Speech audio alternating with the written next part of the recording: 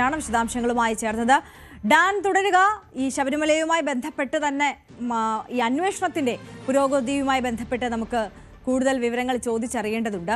ശബരിമല സ്വർണ്ണപ്പാളി മോഷണ കേസിൽ പ്രത്യേക അന്വേഷണ സംഘം കസ്റ്റഡിയിൽ വാങ്ങിയ മുരാരി ബാബുവിനെയും സുധീഷ് കുമാറിനെയും ഉണ്ണികൃഷ്ണൻ പോറ്റിക്കൊപ്പമിരുത്തി ചോദ്യം ചെയ്യാൻ SIT പ്രാഥമിക ചോദ്യം ചെയ്യൽ പൂർത്തിയാക്കിയ ശേഷം സന്നിധാനത്ത് മൂവരെയും എത്തിച്ച് തെളിവെടുപ്പ് നടത്തിയേക്കും. തിങ്കളാഴ്ച വരെയാണ് പോറ്റിയുടെയും മുരാരി ബാബുവിന്റെയും കസ്റ്റഡി കാലാവധി.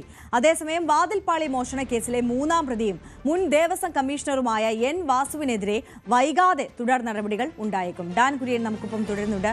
ഡാൻ, SITയുടെ നീക്കം ഈ സ്വർണ്ണമോഷണ കേസിൽ അതെങ്ങനെയാണ് പുരോഗമിക്കുന്നത്? ഏറ്റവും നിർണായകമായ ഘട്ടമായിരിക്കും ഒരുപക്ഷെ ഈ മൂന്ന് പേരെയും ഒരുമിച്ചിരുത്തി ചോദ്യം ചെയ്യുക എന്നുള്ളത്, അല്ലേ?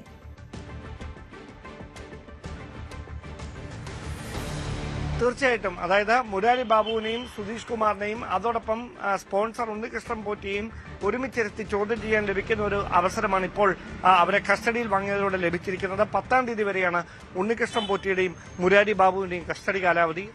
അതിനു മുമ്പ് തന്നെ ഇവരെ ഒരുമിച്ചിരുത്തി പരമാവധി വിവരങ്ങൾ ചോദിച്ചറിയുന്ന ഒരു നീക്കം അന്വേഷണ സംഘത്തിന്റെ ഭാഗത്തുനിന്നുണ്ടാകും. ഒരുപക്ഷെ ഇവരെ വൈകാതെ തന്നെ സന്നിധാനത്തേക്ക് തെളിവെടുപ്പിന് എത്തിക്കാനുള്ള സാധ്യത തള്ളിക്കളയാനാവില്ല. കാരണം അടുത്ത ആഴ്ച മണ്ഡലകാലം ആരംഭിക്കാൻ പോവുകയാണ് 17-ാം തീയതി. അതുകൊണ്ട് തന്നെ അതിനു മുമ്പ് ഈ തെളിവെടുപ്പ് ഉൾപ്പെടെയുള്ള കാര്യങ്ങളിൽ കൃത്യമായ ഒരു വ്യക്തത വരുത്തേണ്ടതുണ്ട്. കാരണം ആ നടപടിക്രമങ്ങളൊക്കെ വേഗത്തിൽ പൂർത്തിയാക്കേണ്ടതുണ്ട്.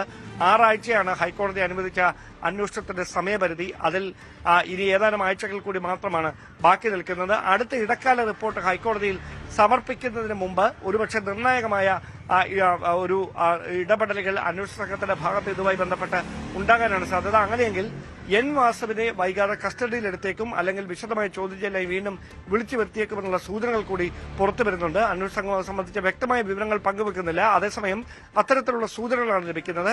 അങ്ങനെയെങ്കിൽ കൂടുതൽ അറസ്റ്റിലേക്ക് ദേവസ്വം ബോർഡിലെ കൂടുതൽ ജീവനക്കാർ, അതായത് 6 പേരെ കൂടിയാണ് ഇനി ചോദ്യം ചെയ്യാനായി അല്ലെങ്കിൽ മറ്റ് നടപടികളിലേക്കൊക്കെ വിധേയരാക്കേണ്ടത്.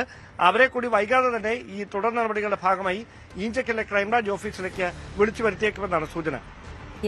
ഡാൻ കുര്യനാണ് വിശദാംശങ്ങളുമായി.